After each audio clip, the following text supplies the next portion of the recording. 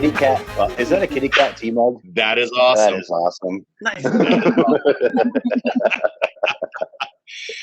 All right, ladies and germs, welcome to the Bidness. We're back again. This is our 24th episode. I am Curtis with the band Monkey, and this is Brian, our co-host.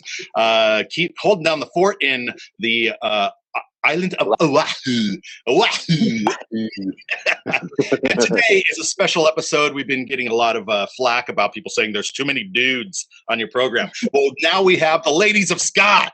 we have lots of ska and lots of estrogen in the room, and some surf and some rock, and we're going to have a great time tonight. I am absolutely sure of it.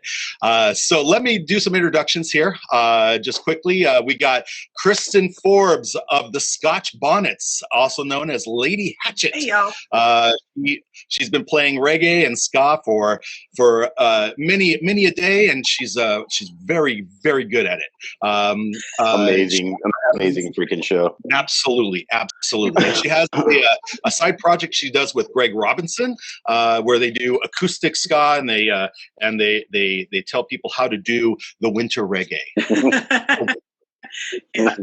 And Brian he'll find that video link, and he'll throw it in the feed as well.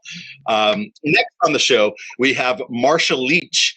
She is with the band BowCat from Phoenix, Arizona, right? Phoenix City. And we're so proud to have her on. We've played with her in that territory, and they're on Supernova, and it's just great to have some smiling, friendly faces with the show tonight. With that being said, we go on to Becca Park. Becca Park plays guitar for the TIKI Bandits, which is a fantastic group of surf and ska related covers that are sang by Frank Voodoo of the Voodoo Glow Skulls, and it's just a joy to have her on the show. And she's also a professional ink of a tattoo parlor.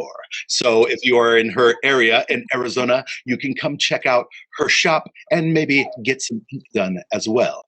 And then we have Cassie Pierce. Cassie Pierce is the founder, or one of the founders, of Skabox. So if you've ever ordered one of those cool little ska boxes where you open it up and you're like, what did I get? And you get a whole bunch of stuff, t-shirts and mugs and stickers and whatever, that's coming from her. So she has a lot of love for ska, a lot of love for the music community. And man, I am super, super happy to have you guys all on. How you doing? Excellent. Good. Fan-freaking-tastic, man. You know? Awesome. So as I was saying before the show, we only have two questions for the show. The question number one is I will ask right now. And that question is, what did you do throughout 2020 in the lockdown to keep yourself from going insane? And I'll start this round off with Becca.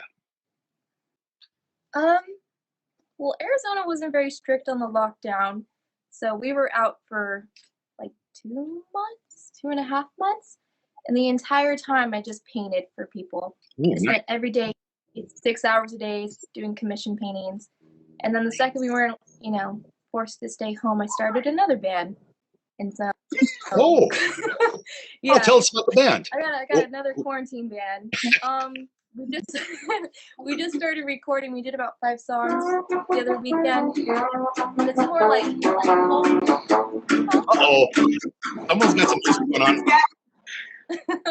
Yeah, it's got like violin and upright bass, and I play banjo and stuff. Nice. Cool. It's called What's the name of the band? I believe the trombone was going right over what you were saying. Yeah, no. What is it? And it's called Ghostwood. Ghostwood. I call it Ghost. Yeah, I call it Ghostwood, nice. But they don't like it that much. I think that's a cool name. Yeah, Sounds spooky. It's pretty cool. It is spooky. Yeah, it's been called either horror punk or banjo ska, so I'm not sure where it's at yet. We'll figure it out. That's awesome. Banjo ska. I cannot wait to hear it. Yeah, I just. I'm worked definitely the clicking entire on that link later. Yeah, I'll send it to you. Yeah, I just painted and worked and did a quarantine band, and that's it. That is awesome. That is awesome. Well, good to hear. Good to hear. Marcia, what did you do since you were in the same territory as Becca? You probably experienced the same lack of lockdown, lack of sensibilities from vocals. How's it been? No vocals. No vocals. Tap on it. There you are. I had some like bad noise that was going on back here, and I don't want to disrupt anything. But Got it. my job actually was, I was out of work for 7 months because I work in a health club. So we were definitely on lockdown where you weren't allowed to open. So yeah, 7 months that was out of work. That was rough for me because for me to have like, I've always had like multiple jobs or just worked. I've never not worked. Even like when I had my children, like I was right back to work. So that was kind of hard. So like I said before, I don't think I kept myself from going insane. I think I went insane for a while there. I'm not joking.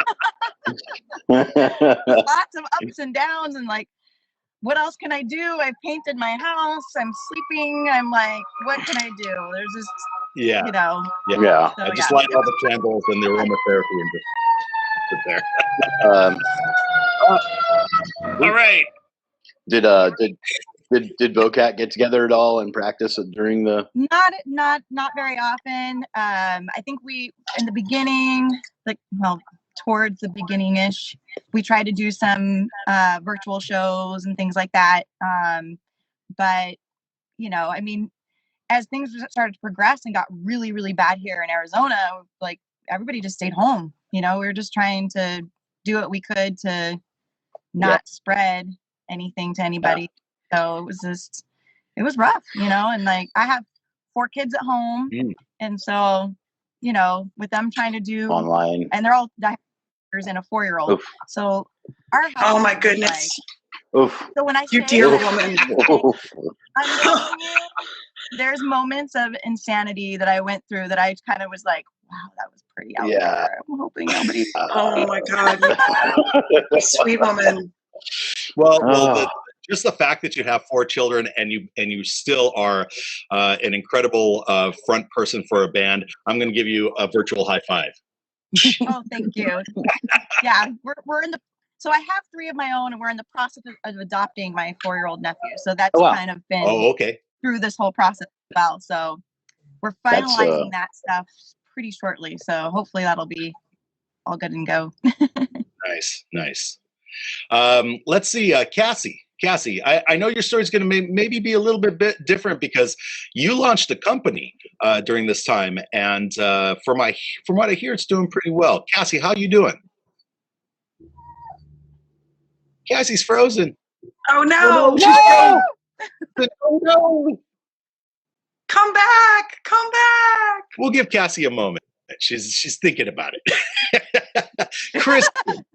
Kristin, recite. Oh, there she is!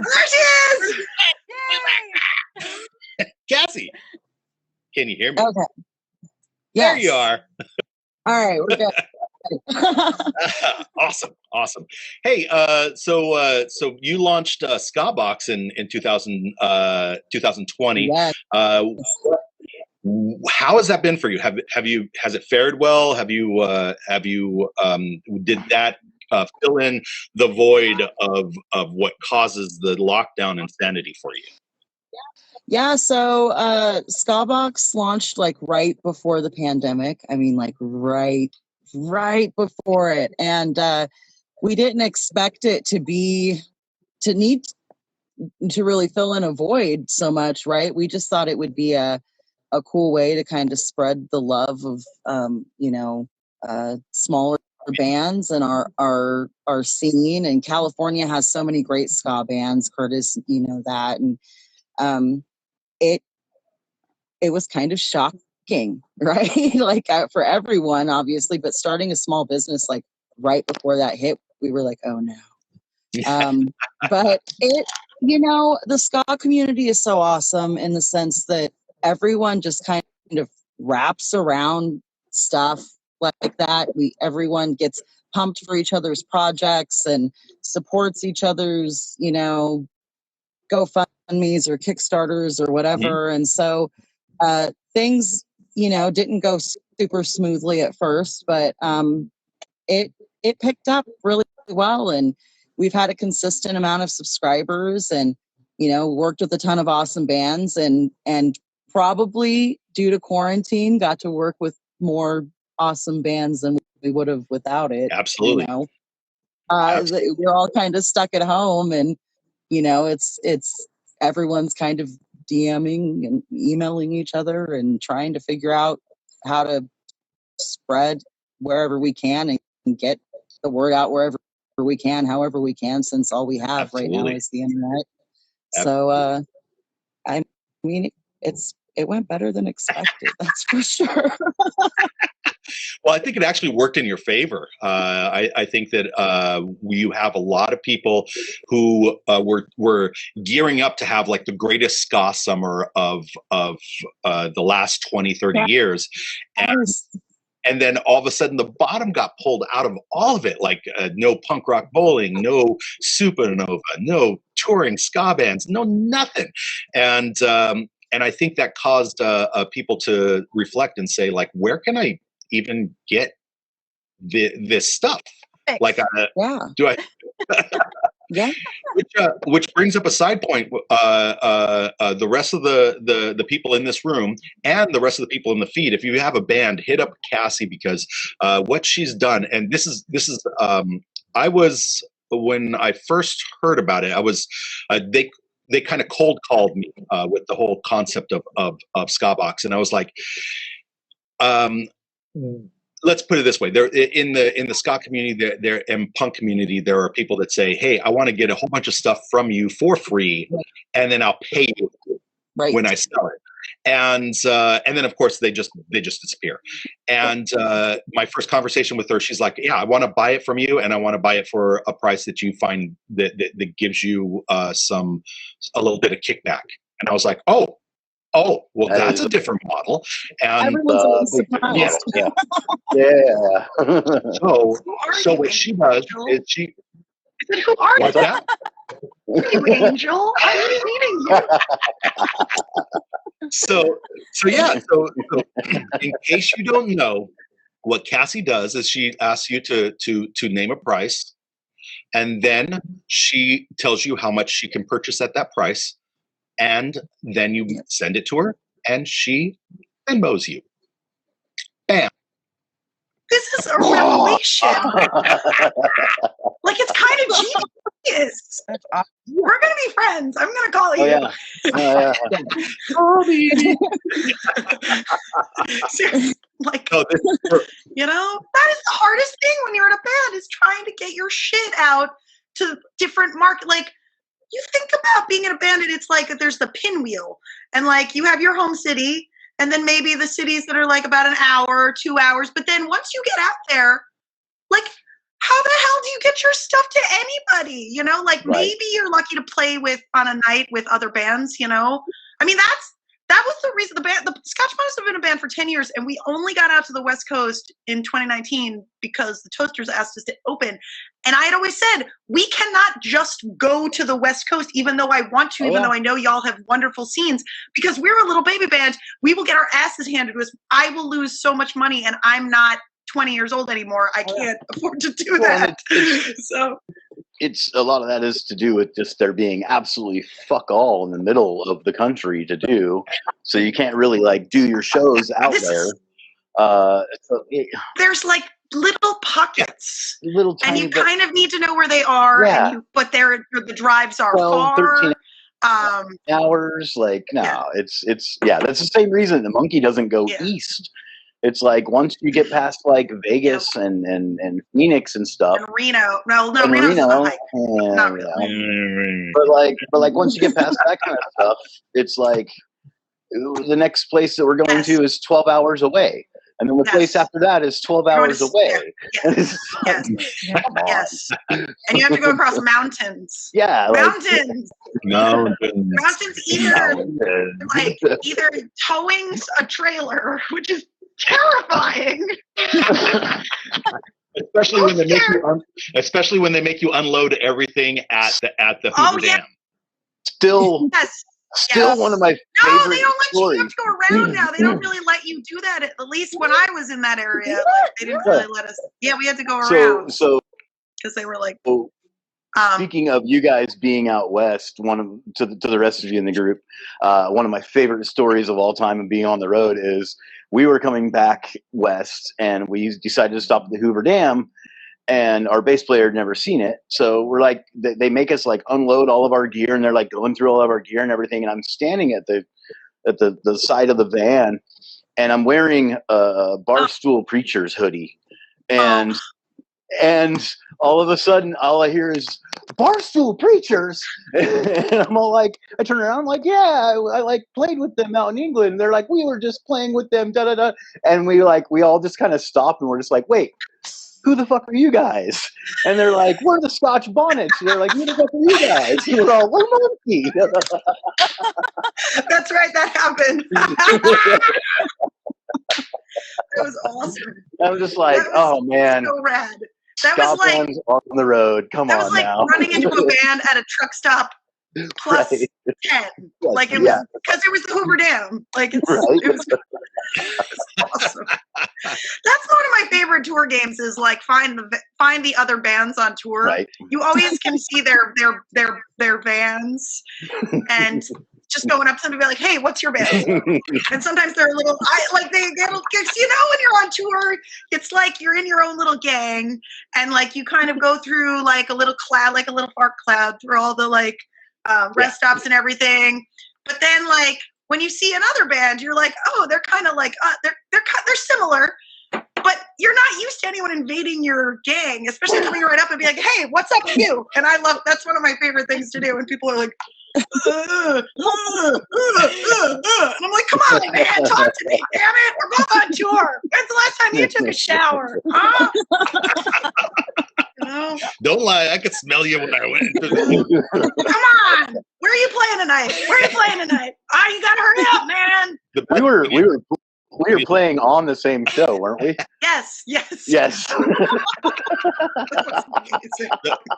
best is when you stop past a truck stop or a Dunkin' Donuts or something like that, and the lady behind the counter goes, that'll be $12. What band are you in? I'm like, it's that obvious? She's like, yeah, it's that obvious. Oh man, awesome. Well, we glossed over the question, but Kristin, what did you do during the pandemic lockdown? Did you get any new? Did you gather any new skills? Did you start gardening? Did you start basket weaving? Funny you should mention it. Actually, well, I gotta say this first and foremost.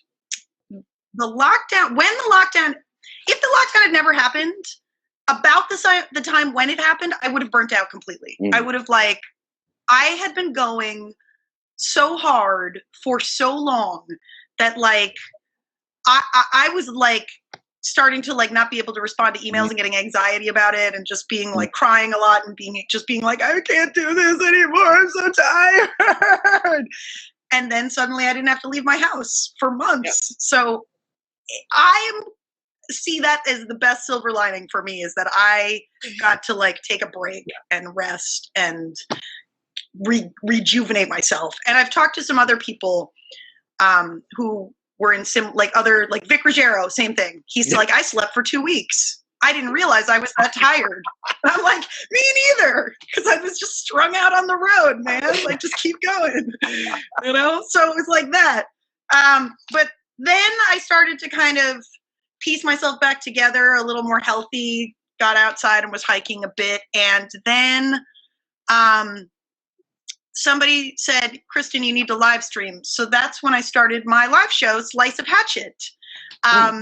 Because I didn't want to just go online and just play. I was because it was just me. And like, there's only so much that I want to watch someone just playing acoustic. Like, so I was like, what can I do? And I was like, you know, I did a lot of musical theater in high school because I couldn't get in bands, and I always wanted to be on Saturday Night Live as a kid. So I was like, this was my chance to have my own little show. It was like an 80s public access, one woman, like Riot Girl show. And it was like, I don't know a lot of new technologies. I'm horrible with social media, admittedly. And it was kind of a big learning experience, just trying to figure out how to do this and get better at it. And I also have been using this lockdown to learn some new things. I got a lot better with iMovie, and I learned OBS. I also learned that my my dial-up internet was not fast enough for that, so I had to like invest in new internet. But when the show comes back very soon, very, very, very, very soon, I'm going to be able to broadcast now because I've got better internet. I've been writing a ton. It's so exciting to feel like I am not done. Because there came a point where like when I felt like I was in perpetual motion and I couldn't like there's the business aspect of being a musician, and then there's the creative aspect. Yeah. And I think I don't know about y'all, but I can do one at a time. I'm not good at doing both simultaneously. And I'd been doing the business so much that I wasn't really writing, and I really was also having the existential crisis of like, am I done? Am I not going to write original tunes anymore? That's not true. I'm writing lots of great songs now, for not only for the Bonnets, but I'm able to like kind of do some solo Lady Hatchet stuff, which is a little more that like just like singing a little more dance hall, but not, I wouldn't say like toasting, but like exploring that a little bit more. And also doing this acoustic duo with Greg Robinson, the trombone player from Mephistopheles, and just trying to do some, it's really fun. He's a beast. And like I was saying before, I've always been, from my days in the marching band, in the flag squad, I always like big bands, and I like it when a brass instrument plays bass. Yeah. Like, because it's a different tone, and you've got that breath, that bop, bop, bop, bop. And what's it like? Bop, bop, bop. Like that. Yeah, and so, exactly. So like to have, like if you could have, like the tuba is a little bigger, but the trombone can do it, especially when it gets in those low notes, and that's really a bass. There's actually a bass, I think, all that stuff. Trombone. Somebody came on our show and was talking about learning the bass. Oh yeah, that's a thing. In a big band, you're gonna have like your tenor trombones on the 3, and then you're gonna have your bass trombone on the 4th part. Oh! And it's like really, really, really cool instrument. I think honestly, trombone is the best instrument. And I don't even play it, but it's so you're literally playing a tuning slide. You can do anything you want with that. It's just like, get out of here with that noise. Okay.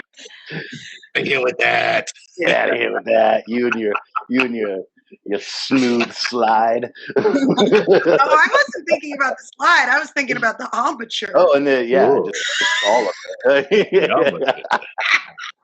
Just pull it out. I derive much of my power from right here.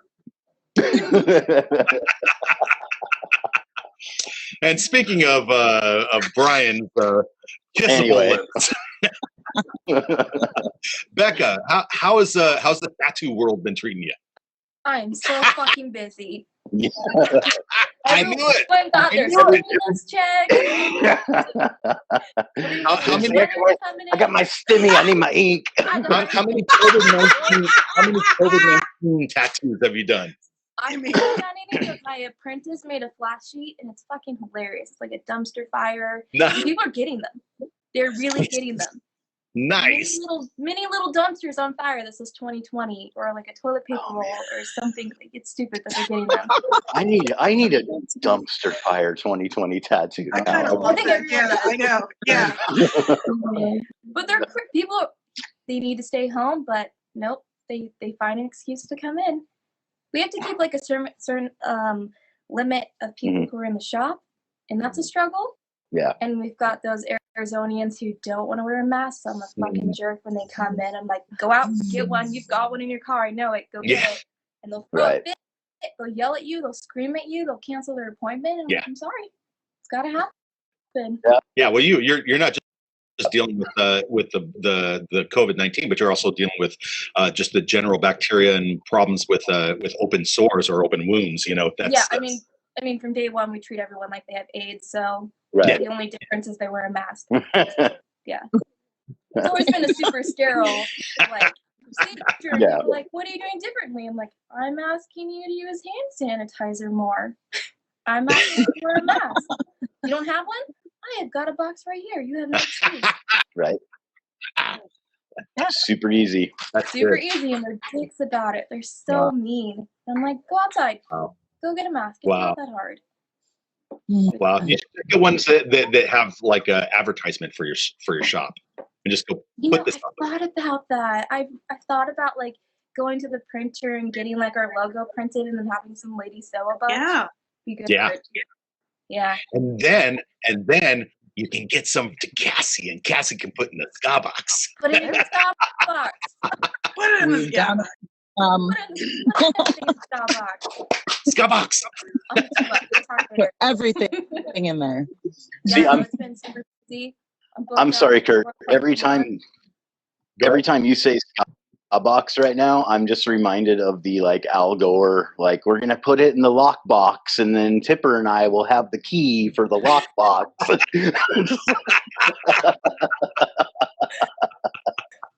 Sorry, I'm aging myself right now. Don't mind me. Yeah, he calls me the old man. Jesus.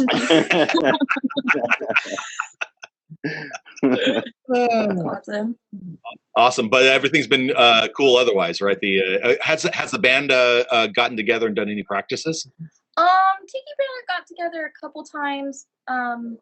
We were scheduled to do like a private event where everyone's like separated. It was like an outdoor biker camper thing, and that got canceled because of the winds. It was like 40 miles per hour. I was like, nah, man, I can't with this. It's knocking down, monitors and stuff. So we're like, no. During quarantine, we actually recorded a whole album at my house in my daughter's bedroom. Sweet. Oh, nice. Yeah. So her name's Wednesday, so we put Wednesday Records on. Nice. Oh, sweet. Yeah. Hell yeah. It sounds pretty good for a bedroom. Not bad, actually. Nice. So we just put that out, and it's called Sun's Beaches. Okay. Yeah. So I sent a link to that. Oh, cool. Yeah, I'll check that out for sure. I put that in there already, I believe. Yeah. So we had the downtime, so we were like, well, might as well just get it over with and do it. And personally, I'm not a big fan of recording. It's exhausting. I just want to nap the whole time. But they loved it. My daughter loved it. My dog didn't like it. And we recorded all the drums in my living room, and I went to all my neighbors and gave them cookies and kind of explained, like, you're going to hate me for the next 6 hours.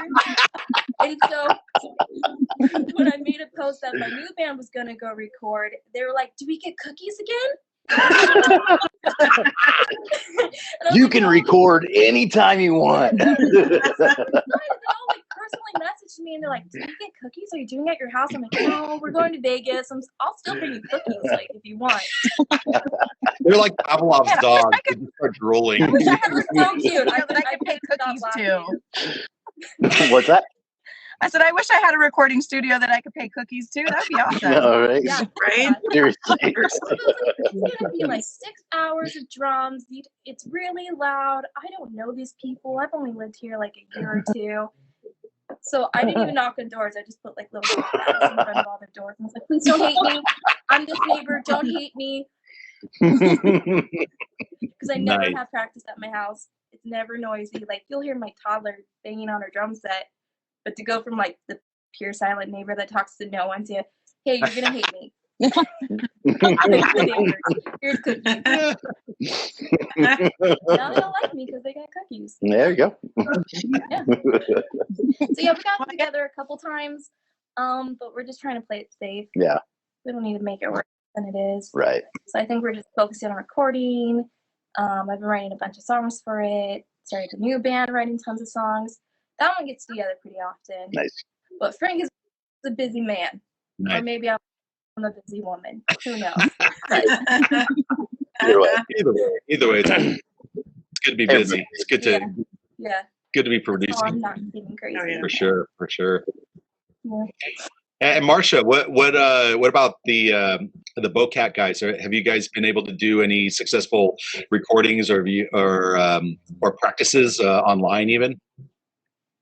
Not a whole lot, I think, because I think everyone's jobs were just like in limbo for a while, and I think everyone's kind of scrambling. So everyone's kind of picked up side jobs, and so now everyone's really busy. Like I'm working 3 jobs, like, you know, Damn. Steven and Katie are working like 2 or 3 jobs. So it's, you know, I think everyone's trying to kind of find some sort of balance right now, and then hopefully get back into it once, you know, things start calming down. Yeah. Nice. But I mean, we miss it. We talk a lot. We still stay in touch. We still have our little chat rooms. We try to have practices and get-togethers when we can. Hopefully, we're trying to work something out to do something. But all of us are kind of doing things on our own and practicing, making up some stuff. So hopefully, when we get back together, we'll probably lay down a whole album, because I think we all have just tons of ideas and stuff that we have to share. Oh, yeah. So hopefully, we'll get there. Nice. During quarantine, messaged me for their anniversary. They had me draw them as like a swamp monster and as a werewolf for each other for their anniversary. That was the DeRojas? Oh, nice. Nice. It was like 1920s Disney, like black Oh, and white, great. Super cool. Yeah, I loved it. Aw. And Katie Wilkins, I love hers that you drew. You drew something for her as well. The one Katie on Wilkins? Vespa. With the Vespa? Yeah. Oh my God, it was so spot on. Do you have any of these Okay. online? You could drop the link in the feed. Yeah, I could send them. Awesome. They're pretty funny. Yeah. Yeah, I drew Katie Wilkins from the Rebel set, right? Yes. Yeah. Uh-huh. I drew her as like an Archie character on her Vespa. Yeah. So cute. I loved it. Yeah. Nice. I'll find something. You like just posted Itchy, right? Yes. Dude, that was Yes. so I cool. just made Itchy. I posted Itchy because I found out epoxy is cool and I wanted to try it, and so I just decided to use Simpsons because I love There you go. Simpsons. And he's like kind of 3D, so it's like one level and then his arm comes up. And I wanted to make a pulley system, but I used the epoxy wrong, so it's too sticky, so I couldn't. So I just glued it on there. Nice. But yeah, I'll find the Katie Wilkins. Nice. It's adorable. Hey, Cassie, how has it been with the Skabox thing? You know, I know you've been pretty active with that. Have you had anybody that's responded negatively, like I got this album and I already had it, or I don't like these guys, or has it all been positive? Because I've only seen positive results. I've only seen positive people super excited about it. It's honestly been kind of surprising. We haven't, fingers crossed, we haven't had a lot of negative reviews. Mostly when I get an email, it's, you know, something like somebody gained quarantine weight or lost quarantine, you know, things like that. Like they want to change their shirt size or whatever.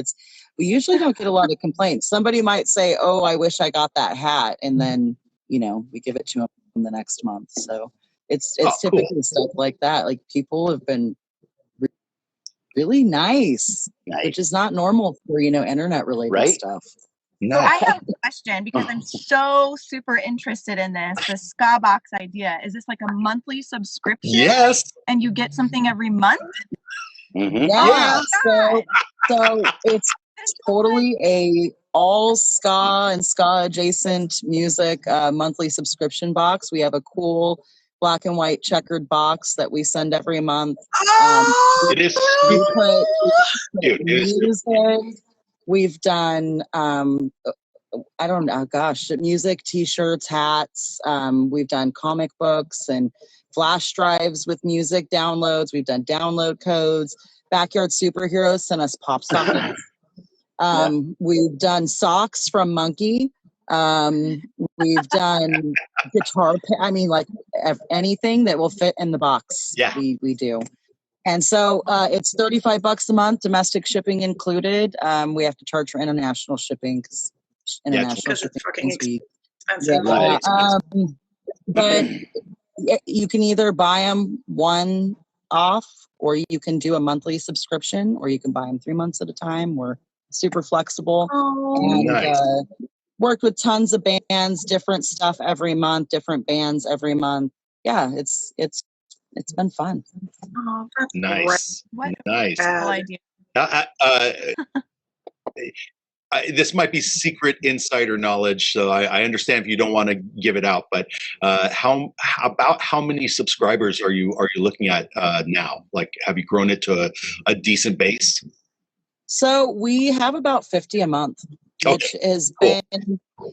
been lower than we expected, but it's also been consistent. So Okay, cool. I feel like people are scared about finances right now. And so, like you talked about, your job's changing and everyone's having to pick up extra jobs to make it. And I mean, I have two that I do, and we went from being out and then having to work at home. And, so everyone has all this different financial stuff going on. So I think, we obviously, like when the stimuluses go out, we see a little bit of an uptick.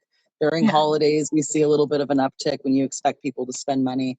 But the average has been about 50 a month. And nice. But the best part, I guess, has been the consistency, right? We have consistent support and consistent subscribers, and well, it starts with the base, and then you work up from there. We've got a couple of people in the feed that are already asking for a link, so you might get another couple of subscribers. I've dropped another link for Skabox. Yeah, for sure. That's the correct link for getting the subscription, right? Skabox. Yep. Skaboxrock.com. Cool. Perfect. Nice. Great. There it is. Yay. Nice.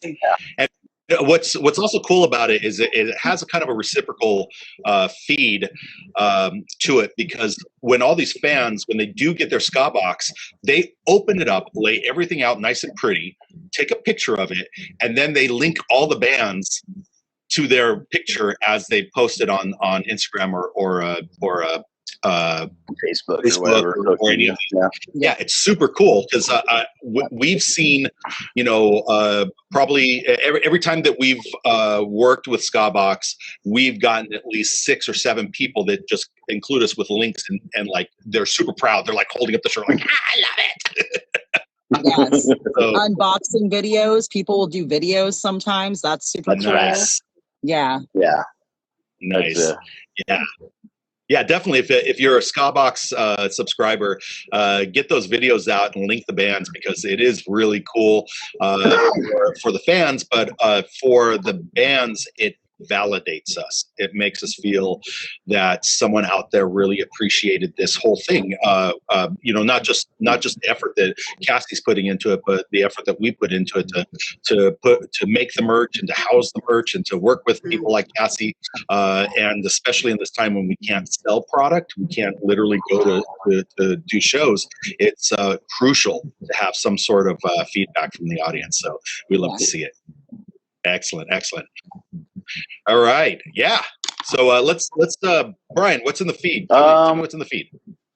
I got a Rhonda saying that she'd click the link for Skabox but doesn't want to leave the video feed. Why are you leaving? We're having fun, lady. You can do it afterwards. Come on. Rhonda, just so you know, I actually just DM'd you the Skabox Rocks link. We've also got Chelsea Wild, who was on the other day, who's super stoked to see all the ladies on. She's rad.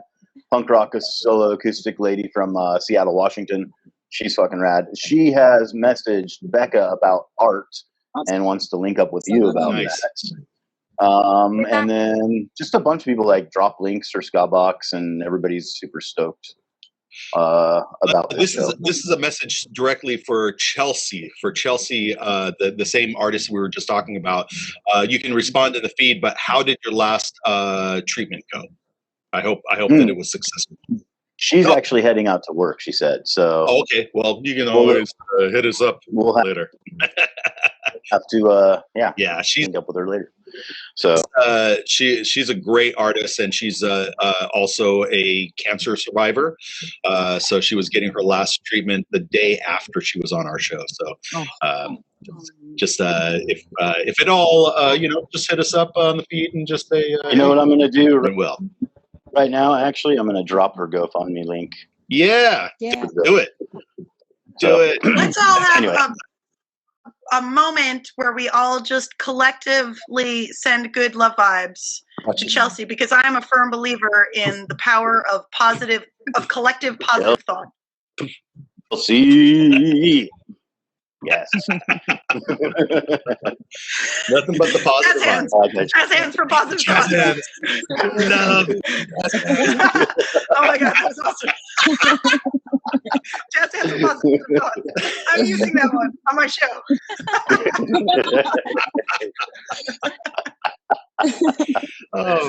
Oh man, yeah. Man, we're all a bunch of nerds.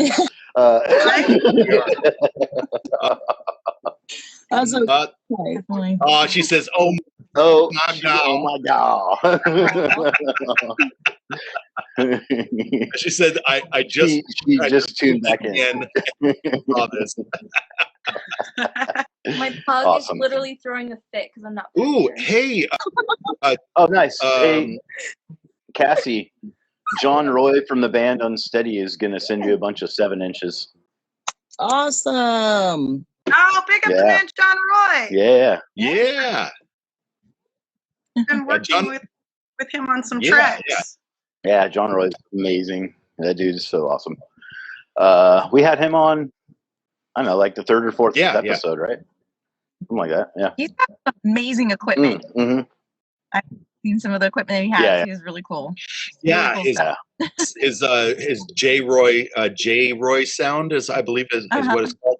And he's like, yeah, come on down to the shop. And I was like, when you said shop, I didn't think you meant shop. Like, yeah, great. Yeah, it's fantastic. He does. What happened is for a while there, Unsteady was kind of like doing this thing where they were becoming a different band, and he was working with Windsor Hill Steppers and a couple of other groups that he was putting together, and music just wasn't pulling in a lot of money for him. But he realized that he had this growing pile of equipment, because when he needs it, he just buys it. He's just like, I need it. It's going to be the best. So he goes and he buys the best of whatever. Well, now he's got like tons and tons and tons of equipment, and he starts fixing equipment for other people, and people start gifting stuff to him. And he's like, now I got to get a big ass warehouse to put all this stuff in. I might as well open up my own shop. And he started doing sound for like political rallies and stuff. I mean, he was telling me, yeah, I just did I did sound for Arnold Schwarzenegger the other day. That's good bread and butter money. Yeah, That's how people in DC make a lot of money doing like that kind of production shit for like. Super cool. Actually, Brian, if you can find J Roy sound, just drop it in the feed too. J Roy sound. Yeah, or John Roy, he's in the feed. So why don't you pop in that link so people can check it out. Super cool. It's super cool. I didn't expect it at all, because the last time I hung out with him, he was like, he had this garage that was just packed to the ceiling, and he's like, come and hang out with me in the garage. And he's literally like walks through these like amplifiers, and then he's like, I'm gonna solder some stuff, and then I'll be out in a second. I got the fan on because I'll black out if I don't. He's got like this giant, like, industrial warehouse, and it's like super cush. Like you just run laps. Oh yeah, your friends do well. So Kristin, what you're surviving the winters, the crazy winter. I'm surviving for sure. Yeah. The East Coast got what? I'm having parties. I am. Parties. Right? I am actually. The winter reggae party. Right? Let me tell you, I have had the idea for that song since the last time Baltimore got hit with like a major like feet of snow. And it's this thing when you live in an area where you get a lot of snow, there you have to go out and do the deed and dig your car out, especially if it's in the city. Like, so I'm digging out my car. I've got this pretty curated Pandora station that's like Slackers radio, but it's got a lot of Agrolites and a lot of King Django, and it's got a lot of Toots, and it's got like, so sometimes it gets it right, and it's all the songs you need to like shovel and shovel and shovel. And so like I'm going through tunes and I'm like, oh yeah, this is a banger. Oh yeah, Toots, help me, thank you. And we're just shoveling. And at some point the thought came into my head, you know, like an Agrolite song was on, and I was like, Chissy Wagon, those motherfuckers don't know nothing about this shit, about digging your car out. They have no idea. I was like, they don't know how reggae music can give you the strength to do these things. And I was like, kids in California, they don't know about the winter reggae party. And then I was like, yeah, because what else do you do when your city gets shut down kind of, you know, suddenly? You stay home, you make a lot of food, you like maybe drink a little too much, maybe you smoke a little too much, you like, you know, put on records, or you play music or whatever, you know, watch a marathon of TV or whatever, you know. It's like, but yeah, for me, it's like, it's the winter reggae party. And I was like, I'm going to write this song. And, but it's also a secret COVID song. This is my new favorite thing, to write a song that you think on the surface is about one thing, but it's also about another thing. Like, because the last line of that song is, if you got to stay at home, have yourself a winter reggae party. And I say it 4 times as if to instill it. Like, you know, we all got to stay home right now. Yeah, it's boring, but what are you going to do? Have a winter reggae party.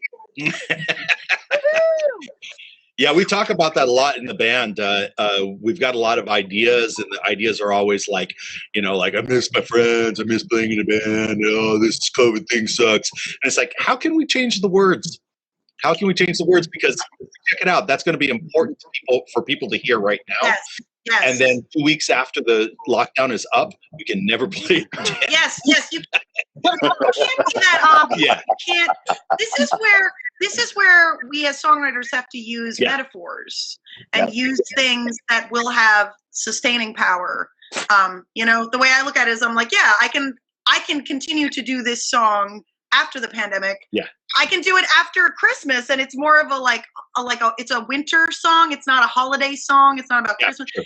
I'm obsessed with Christmas music in the sense that it's the only music that, for 1 month of the year, you take that box of records off the shelf and you play them, and then December 26th, they're done. They come back every single year. Yeah. And it's like no other music is really like, I mean, there's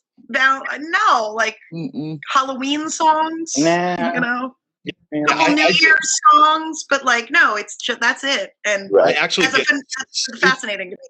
I get super offended if I hear a Christmas song after January 1st. I'm just like, what is that going on? Me too. And I love Christmas music. I love it. I also like a lot. Also, now this is where my nerd is showing. Where I love that so many of the songs that are like kind of ubiquitous Christmas music was written during the Great American Songbook period. So it's really, it's really good songwriting. Actually, Winter Reggae Party is kind of a knock on the structure of Christmas music. Is usually kind of like A, B, A. And so that's how I was like, all right, let's come up with some chords and just fit it into this structure. And then kind of, that's how I wrote that. So it's like my idea of a Christmas song, but it's nice. Also, because I'm like, I have so many Jewish friends, and I feel like they get the shaft on music around the holidays. Yeah. So I'm like, where are the secular holiday songs? Let it snow, let it snow. Everybody can sing that one, you know. Why's it got to be about Christmas? It can just be about winter. But you know, sleigh ride. The let it snow thing is all about religion and getting married. And if you're not about religion and getting married, then that's a problem too. No. You're thinking of the other one. In meadow we live.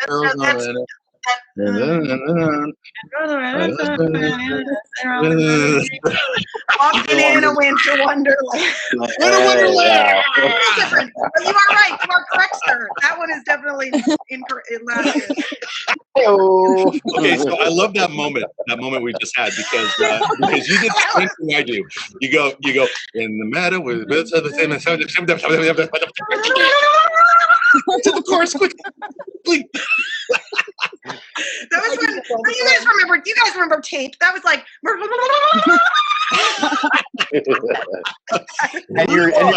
and you're sitting there scrambling to get it ejected before it fucks up the tape. You're like, no. I don't remember.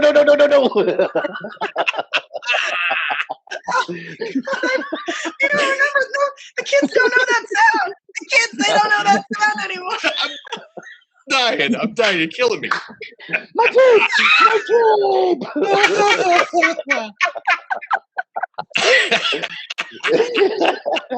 And she says that COVID has not driven her crazy. Oh God.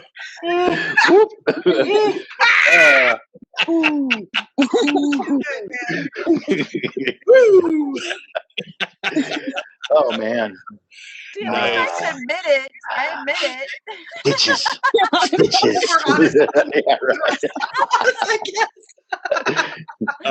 right. I wear my crazy like a badge of honor. Normal people don't have as much fun. It's true. Bosco, our DJ that sometimes co-hosts with us, says, "Baby, it's cold outside," because that's the controversy. Oh yeah, song. that sucks. Yeah, I've always thought that song was a little rapey. I always thought that. I've always thought that, and I've always thought it was just kind of a subpar song compared to the rest of the American songbook. Like it's like, okay. But I have to say one thing: the Louis Armstrong version, it passes through Louis, so the rapey's gone, right? So it's Louis hears everything. But the most adorable line is he says, "Take a little Swiss Chris while I pour." And do you guys know what Swiss Chris is? No. Okay, so Louis Armstrong only endorsed one product his entire career, and he did it for free. He took photos for them. He went on tours and mentioned them.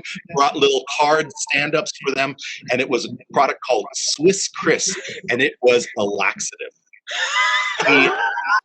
He loved it. He thought it was the best thing that mankind had ever produced. And in that song, he says, maybe just a few drinks more. And he goes, take a little Swiss Chris while I pour.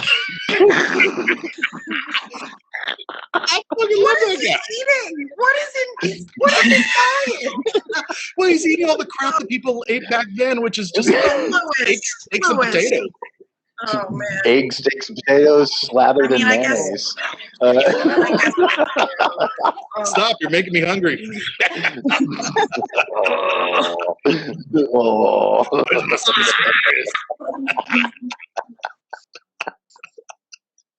All right.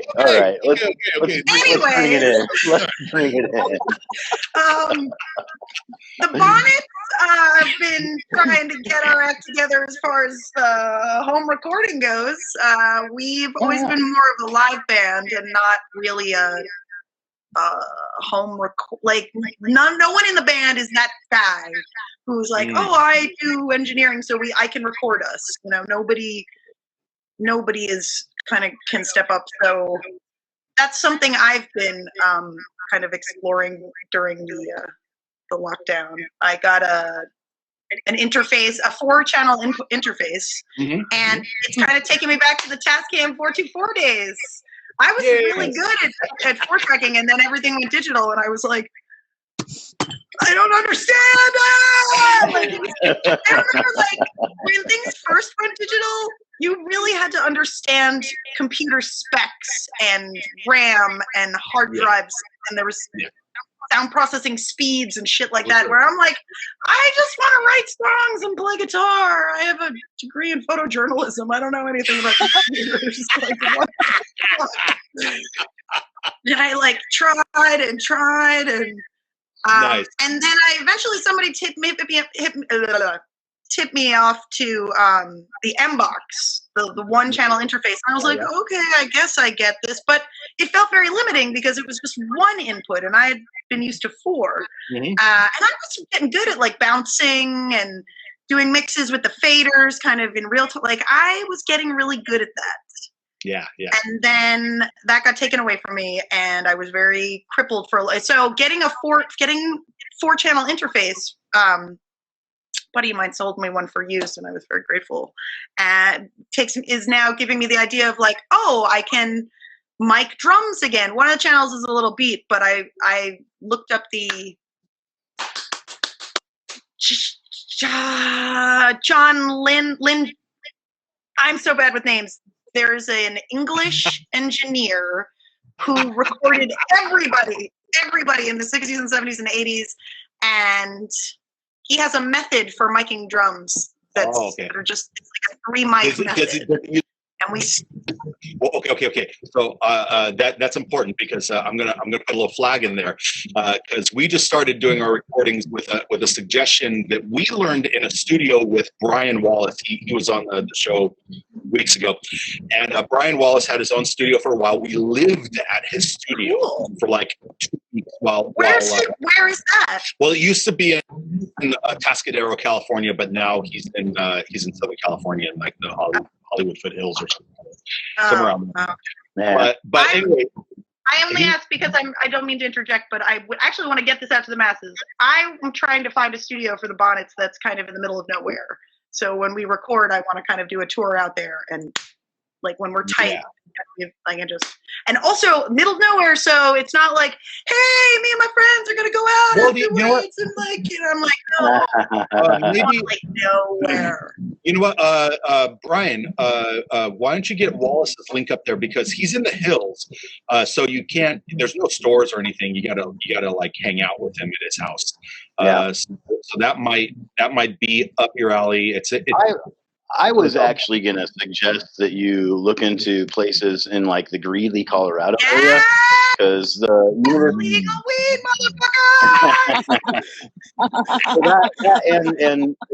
the university at Greeley is like a super like top-notch music school and music technology school. So you've got a lot of kids that are like getting done and need to like build their portfolio as engineers that are finishing college that have all this gear and all this like knowledge, and you're up in the foothills of the Rockies and you're near Fort Collins with all the good beer. But there's a lot of like DIY studio stuff going on in the Fort Collins. Hit up the cats in 12 cents for Marvin. Yeah. So we'll maybe Brian I can get her and then maybe. Or the swashbuckling doctors guys, they also for sure they'll know. Hey Marcia, you got to get going pretty soon, right? Yeah, I do. I was just about to say I gotta get going, gotta go to that job. Yeah. Okie dokie. I appreciate you guys having me on here. Thank you so much. And I learned so much today. I've learned some history. I learned about Skabox. Nice. And I'm just so grateful. So thanks, guys. Oh yeah. Awesome. We'll repost this tomorrow with a nice cleaned up version. Looks all pro and everything. So I'll share it with the group. Awesome. Okay. Thanks. Bye, guys. Bye, Marcia. Bye, Marcia. Now that let me find. she's gone. Just kidding. I heard that. She heard She's like, you son of a bitch. You son of a You bitch. freaking jerk.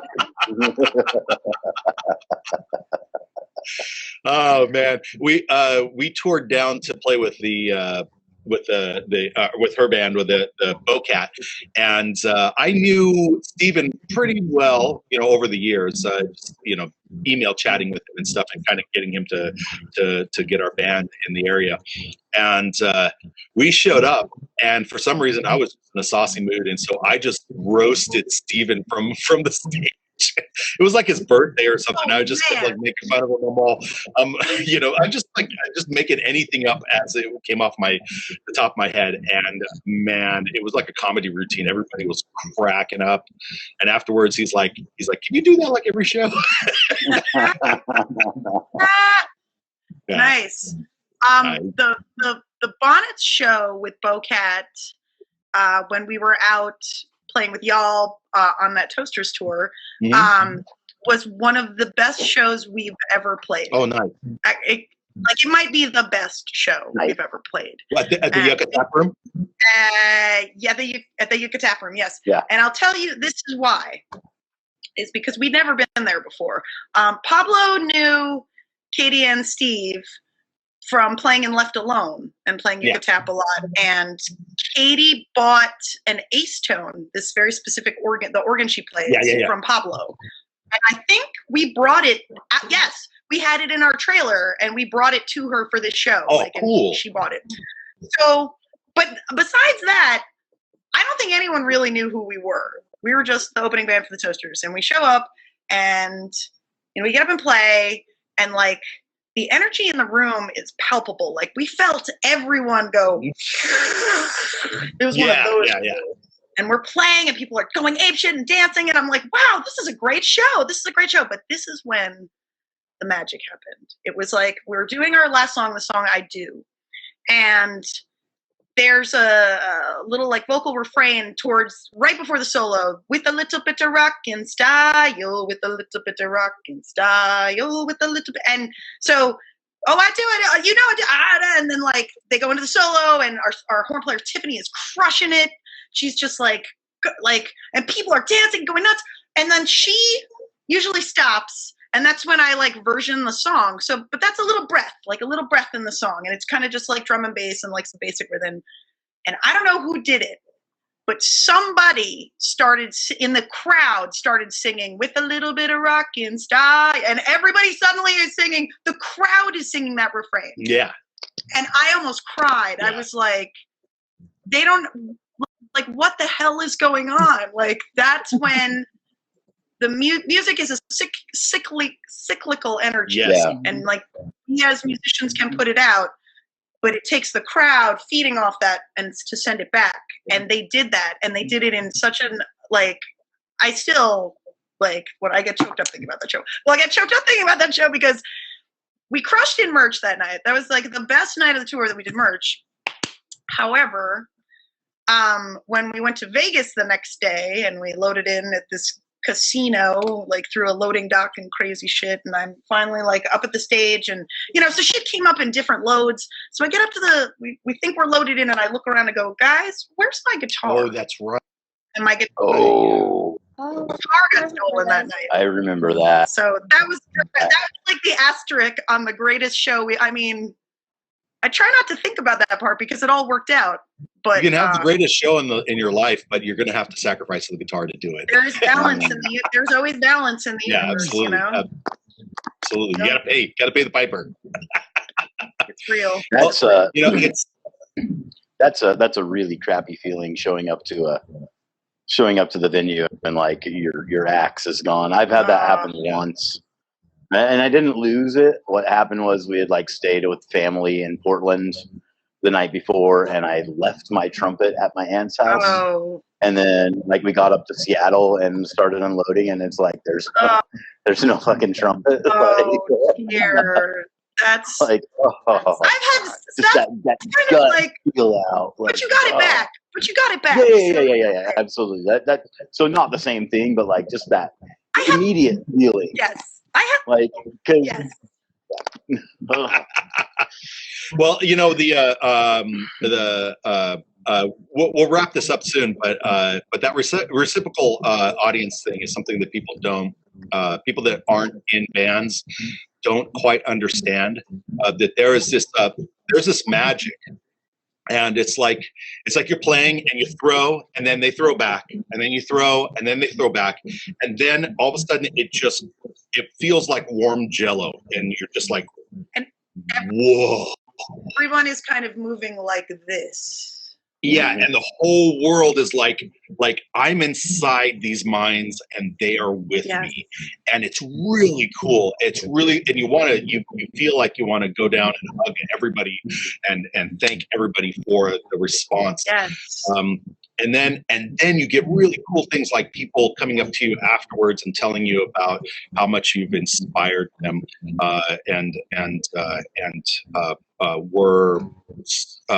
you added something of importance to their life. And those moments are always very hard for me to accept in a weird way. Like I appreciate it, but it's hard to say how much I appreciate it. And it's just a weird thing of being an artist. You know, it's an undescribable feeling. Yeah, definitely.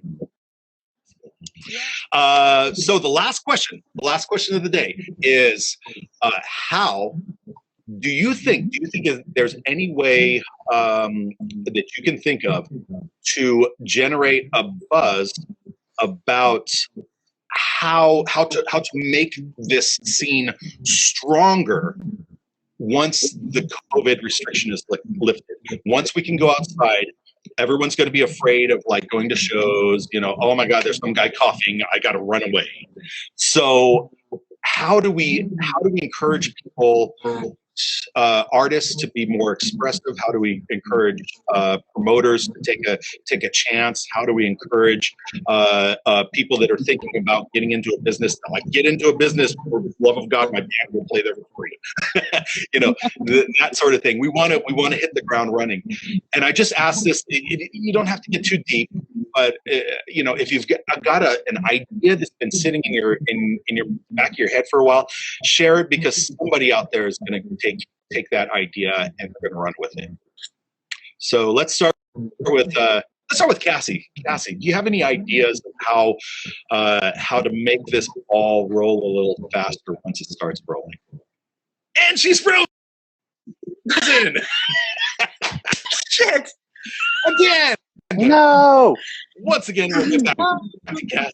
There she is. You know what's funny is you froze in the exact same position as last time. You're like, well,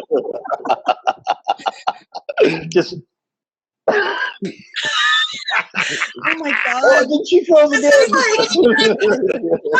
live in the future. What is this fucking janky technology, you know? No.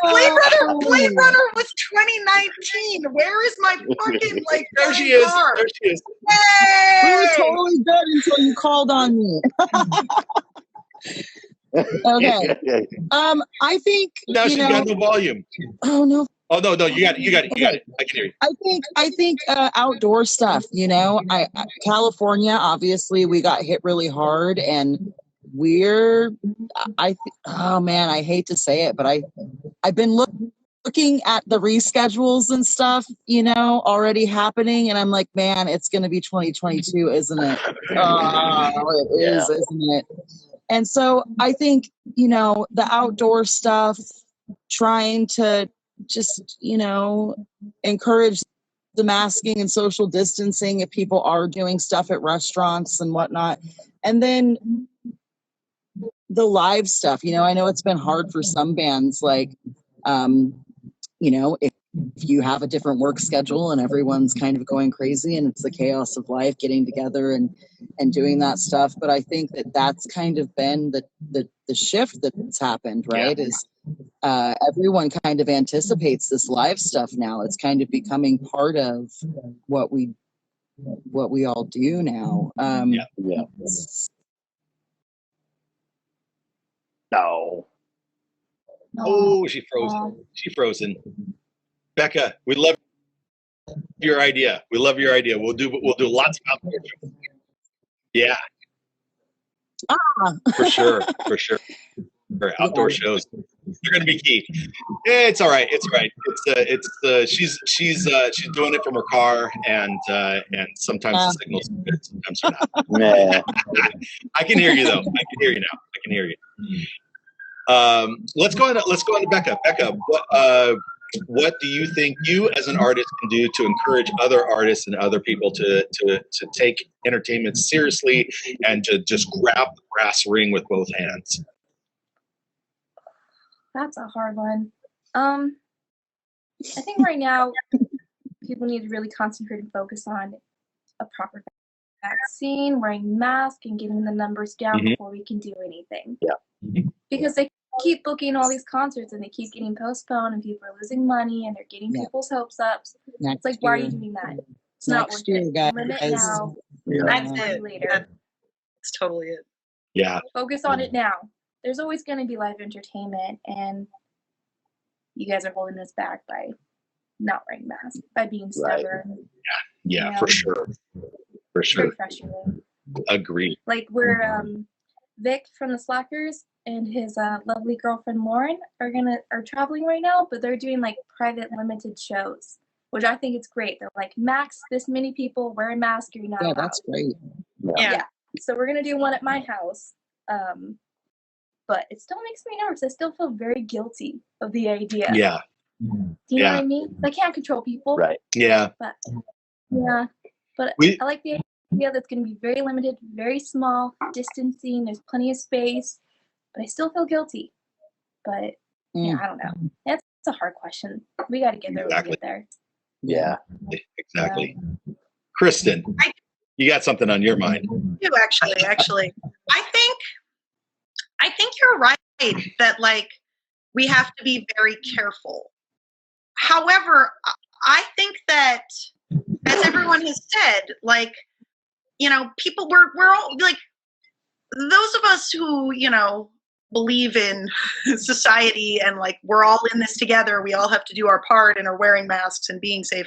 Like we all, and like, so our health, we're keeping ourselves as as COVID, away from COVID as we can, but our mental health is also another thing. And I think a lot of people are going crazy and need something. And that people need live music. They do. Yes. Now, and that's why when you do live shows and bands are doing it, that helps people. Exactly. Tremendously. That's all I did during quarantine was watch my friends play live gigs on Facebook. Yes. Instagram, Yes. And they're like, my Venmo, send money. And I couldn't help it. I was so happy just to have that small form of entertainment. I never did it. Yeah.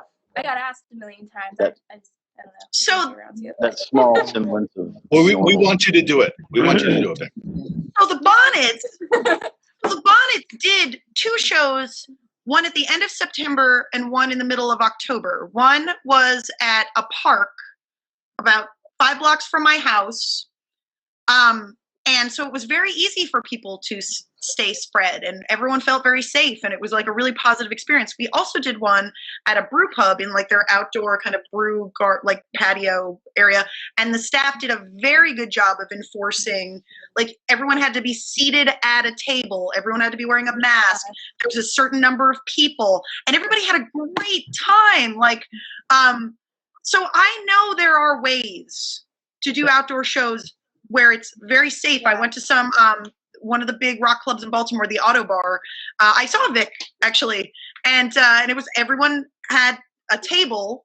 You could afford a table, but you had to be at a table, and like, you know, it was X amount of money per table, and that was like a delightful evening, you know, and everyone was safe. So like, and it was table served. The bartenders came with table service for drinks, like waiting, like you know, like that, and it works. So I think that's what's going to have to happen. I think independent promoters are going to be very important for that kind of thing, because they're going to have, they're not set in a one venue mindset. They have the creative thinking of, oh, who can I put in this size room, or where can I find a 100 capacity room, or 200, you know, like they're going to be thinking a little more creatively about how to do it. You're going to need like a dedicated crew. You know, like I think anyone could do a show. It's going to be like a DIY boom. That's what I'm thinking too. You know, that's what I'm. Yeah. But it'll never be the same. It's not going to be the same. It will never be the same. But I think that like one thing the quarantine has at least shown me is that we can be very adaptable, because we are creative people, and I think that like it is our job as the artists, right, and as the musicians, we have to bring music to the people. We have to be looking at the ways to do it the most responsibly. That's our job. And I know I've been able to like, I never thought I was going to be able to learn OBS or like, you know, get as, you know, be as decent with GarageBand or iMovie or any of those programs. But like, this old dog is learning new tricks, and it really feels, no, I'm serious. Yeah. It really feels good to be like, no, like, we're just adapting and like evolving a little bit. Yep. And it's like, it's not going to be the same.